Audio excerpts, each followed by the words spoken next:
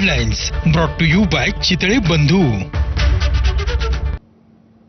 Break नंतर bulletin मध्ये आपलं स्वागत। एक महत्त्वाची अपडेट समोर येते। पाकिस्तानी उच्चायुक्तालयातील लष्करी सल्लागार आता भारत सोडणार आहे। भारताने केलेल्या राजनैतिक कोंडीत सल्लागारांना देश सोडण्याचे आदेश देण्यात आलेत। 30 एप्रिलला लष्करी सल्लागार भारत सोडणार आहेत। पाकिस्तानी सल्लागारांना 7 दिवसांची मुदत होती।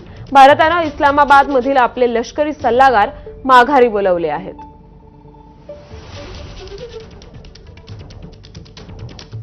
या संदर्भात अधिक अपडेट्स देत आहेत आपले प्रतिनिधी सूरज सावंत। सूरज, श्रुती, नक्कीच आपण पाहतोय की ज्या पद्धतीने पहलगामचा हल्ला झाला याच्यानंतर भारत आता आक्रमक झालेला आहे। त्यामुळे पाकिस्तान सोबत कुठलाच संबंध ठेवायचा नाही या पवित्रा भारताने घेतलेला आहे। मग ते सिंधू नदीचं पाणी अडवणं असेल तर दुसरीकडे आता भारतातील जे उच्चायुगातील सेवा सल्लागार आहेत त्यांना देखील परत बोलवलेलं आहे, तर दुसरीकडे पाकिस्तानमधील जे सेवा सल्लागार आहेत त्यांना देखील परत जाण्यास सांगितलेलं आहे।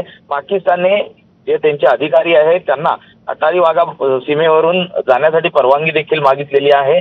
त्यासाठी 48 तासांचा अवधी देखील देण्यात आलेला आहे। त्यामुळे कुठलाच संबंध आता ह्या लोकांशी ठेवायचा नाही, कारण ज्या वेळी भारताकडनं मदतीचा हात पुढे केला त्यावेळी पाकिस्तानकडनं पाठीमध्ये सुरा गोपण्याचाच काम केलेलं आहे। याच्या आधी देखील मग आपण पाहिलं तर पुलवामा हल्ल्यात देखील तसा संबंध आपल्याला मिळालेला होता। त्या आधीचे देखील अनेक अनुभव आहेत। त्यामुळेच आता किती काही केलं तरी पाकिस्तान काही सुधारायचं नाव घेत नाही। त्यामुळे अशा लोकांशी संबंधच न ठेवण्याचा एक आक्रमक पवित्रता भारताने घेतलेला आहे। त्यातनंच हे उचललेलं एक महत्त्वाचं पाऊल असल्याचं पाहायला मिळतं। श्रुती, धन्यवाद सूरज, आपण दिलेल्या या सविस्तर माहितीसाठी।